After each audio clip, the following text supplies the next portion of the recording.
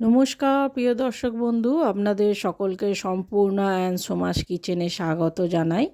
তা আজকে আমি আপনাদের জন্য আরও একটি নতুন রেসিপি নিয়ে হাজির হয়ে গেছি। আমি আজকে আপনাদের বাটার গার্লিক চিকেন করে দেখাবো।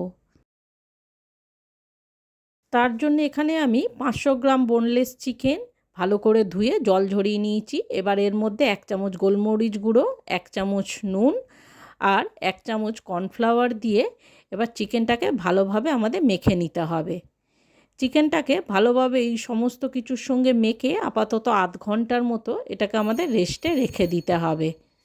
আধ ঘন্টা পর গ্যাসে একটা কড়াই বসিয়ে এবার কিছুটা এর মধ্যে সাদা রিফাইন তেল দিয়ে এবার তেলটা যেই হালকা গরম হবে তখনই এর মধ্যে সেই চিকেনের টুকরোগুলো এক এক করে আমাদের দিয়ে দিতে হবে ভাজার জন্য। খুব হালকা তেলে এটাকে ভাজতে হবে। এই রকম মোটামুটি হালকা করে আমাদের ভেজে নিতে হবে চিকেনগুলোকে, খুব লাল করে ভাজতে হবে না, এটা হালকা শ্যালো ফ্রাই করলেই হয়ে যাবে। এবার এই রকম মোটামুটি ভাজা হয়ে গেলে চিকেনগুলো তখনই এগুলোকে আমাদের একটা ছাঁকনির সাহায্যে তুলে নিতে হবে। সমস্ত চিকেনগুলো এইভাবে আমি একটা ছাঁকনির সাহায্যে তুলে নিলাম। নিয়ে দেখতেই পাচ্ছেন সমস্ত চিকেন আমার ভাজা হয়ে গেছে। এরপর ওই কড়াইয়ের মধ্যেই আমাকে 1 চামচের মতো বাটার দিয়ে, বাটারটা যেই তেলের সঙ্গে মেল্ট হয়ে যাবে তখনই এখানে আমি বেশ খানিকটা রসুন কুচো করে এর মধ্যে দিয়ে দেব। যেহেতু এটা বাটার গার্লিক চিকেন রসুন দিয়েই হবে তাই এখানে রসুনের পরিমাণটা একটু বেশিই থাকবে। এবার রসুনটা হালকা করে ভাজা হয়ে গেলে এর মধ্যে আমি 2 চামচের মতো ময়দা দিয়ে দিয়েছি।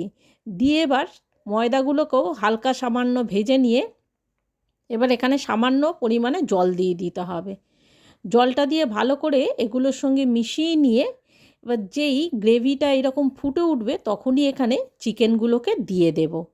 চিকেনগুলো দিয়ে এর মধ্যে 1 চামচ অরিগ্যানো আর 1 চামচ গোলমরিচ গুঁড়ো দিয়ে এবার ভালোভাবে গ্রেভিটার সঙ্গে আমাদের চিকেনগুলোকে ভালোভাবে মিশিয়ে নিতে হবে। মিশিয়ে নিয়ে এখানে যেই এরকম ফুটে উঠবে তখনই এখানে চিলি ফ্লেক্স কিছুটা দিয়ে দেবো।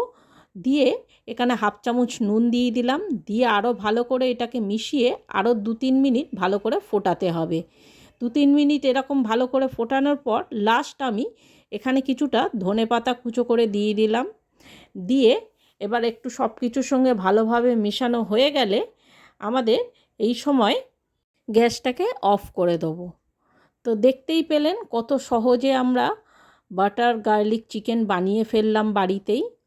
যেটা আপনারা রেস্টুরেন্টে কিনে খান সেটা সহজেই আমরা বাড়িতে বানিয়ে ফেললাম। তো দেখুন চিকেনটা যেমন লোভনীয় দেখতে হয়েছে কিন্তু এটার টেস্টটাও কিন্তু খুব সুন্দর হয়ে থাকে। তা আপনারাও বাড়িতে অবশ্য আমার এই রেসিপিটি দেখে বাটার গার্লিক চিকেন বানিয়ে নিন। আর আমার এই রেসিপিটি আপনাদের ভালো লাগলে অবশ্যই আমার চ্যানেলটি সাবস্ক্রাইব করে একটা লাইক দিয়ে আমার পাশে থাকবেন। আর অবশ্যই কমেন্ট করে জানাবেন আপনাদের আমার এই রেসিপিটি কেমন লাগলো।